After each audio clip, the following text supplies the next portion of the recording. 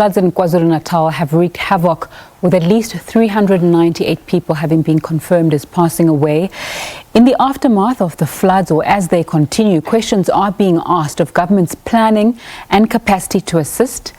Professor Bonang Mohale joins me now. Very good evening to you. Thanks so much for your time on SABC News. Just a reaction and any word on what's taken place in KwaZulu Natal this week. So first, our thoughts and prayers go to the almost 400 people that have sadly, tragically, and regrettably passed on. Secondly, I think as business, we are rolling our sleeves just to make sure that we help. Sadly, a huge bouquet of flowers and congratulations to the Devonport manager, Sisimpumi Dweba Kwetana, and the group CEO, Meposhia Dabi, for responding so quickly when the road in Bays was closed because there was a sinkhole. That they responded very quickly. They suspended their long procurement process. They ensured that the engineers are on site, that the road has been strengthened and filled up. It will take 6 to 8 weeks to be repaired, but at least the traffic is going to the port. But also talking to the municipality to make sure that we can use the bluff entrance and exit, but also rearranging even the dead roads, just to make sure that business indeed proceeds. Because, you know, with one company, the profits for a month for that freight company is probably 120 million rand a month. If you put 10 of those companies together, that's 2 billion rand that is going to be lost to the economy. And honestly, just 9 months after the 2 weeks in July of rampant looting and the attempted insurrection, where the economy of KwaZulu Natal lost 20 billion, and if we include Gauteng, 50 billion was lost from the economy. These floods, I think, are probably once in 70 years. 3 months worth of rainfall has fallen in less than 4 days. We accept that's a lot of water. But I think also a lot of it has to be put on the doors of this government, because they could be maintaining the stormwater drains. They could be emptying them off sand. They are overgrown with grass and they are not maintained. Also, we know that there's not much town planning that is happening. People are building, structures are coming up, both industrial and commercial. When last have you and I seen a building inspector without going and replenishing the big part, which is the bulk water services?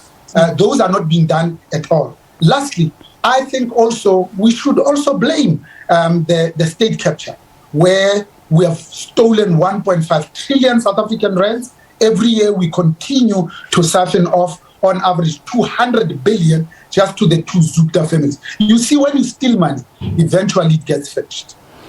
All right. Of course, the building and the rebuilding is not just about the infrastructure. We heard Premier Zikalala saying they can't quantify exactly how much damage there's been, but it's billions of rands in damage.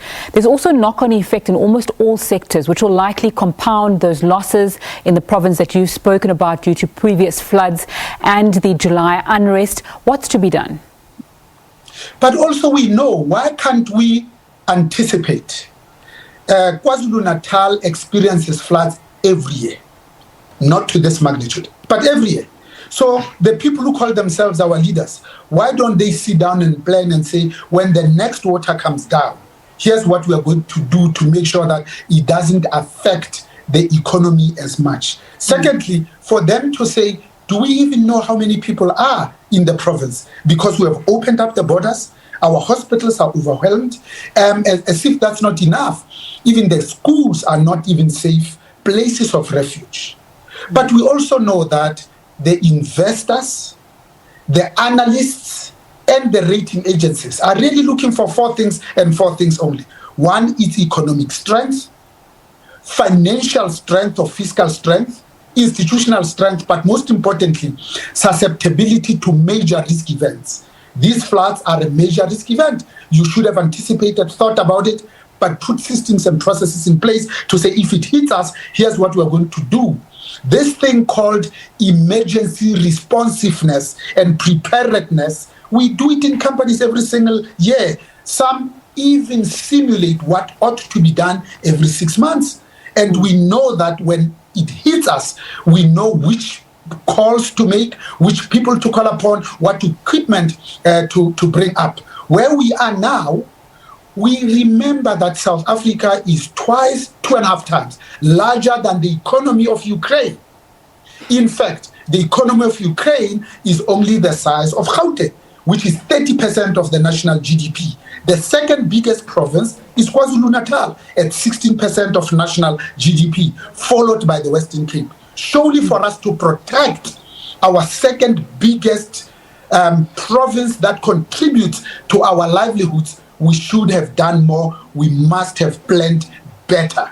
Congratulations also to the government, where although it took them more than 2 days for declaring this a national disaster, because we have lost more people than countries that are at war. In fact, all our indices are demonstrating beyond any shadow of doubt that all our indices are those associated with countries that are at war, my dear sister.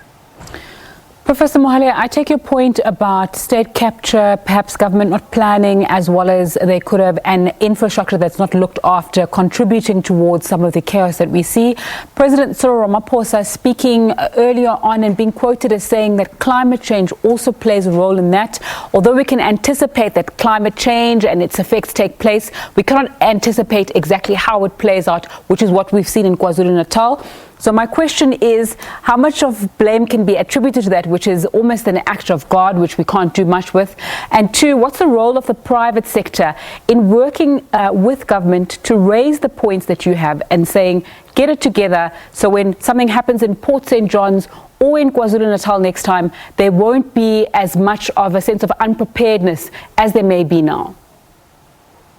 But you see, climate change, we have known about it 100 years ago. The same way that we know that Mozambique suffers major floods almost every 10 years. The same way we know that when we enroll 1.2 million learners in grade North, that 12 years later they'll be going to university. Therefore, at the 26 public universities, we must have created space for them. In the private sector, when we join us, we know your name, your gender, but we also know that we are going to go on pensionable age at 60 for a woman, 65 if you are a man. Therefore, in the private sector, we don't say when you reach 60, no, we didn't plan for your replacement. Therefore, please give us another 6 or 3 year contract as a consultant. In a country where youth unemployment is 75%. So the events that led to the 2 weeks in July of rampant looting, we knew, were aware, we should have anticipated, we were told on social media, but again, we were caught napping. So it's not so much the lack of knowledge, it's the lack of planning, it's the doing. Because South Africa does not lack resources. What it lacks is our ability to plan, to anticipate. In fact, Africa is not a poor continent at all, just poorly managed. So I think we should take this blame and put it where it rightfully belongs. When you open your borders between Mozambique and South Africa, and Zimbabwe, that in 2010 had 12 million citizens, and 5 million of them are not in Zimbabwe, you know they can only be in 2 countries in large numbers. That's Botswana and us. And we absorb more of those people than our neighbor in Botswana. So you plan for the clinics, you plan for the hospitals, you plan for the schools, you plan for SASSA cards, because our own Department of Home Affairs is leaking like a sieve. There are some people who are getting social security, and yet we know they are not South Africans. So that's what we had done.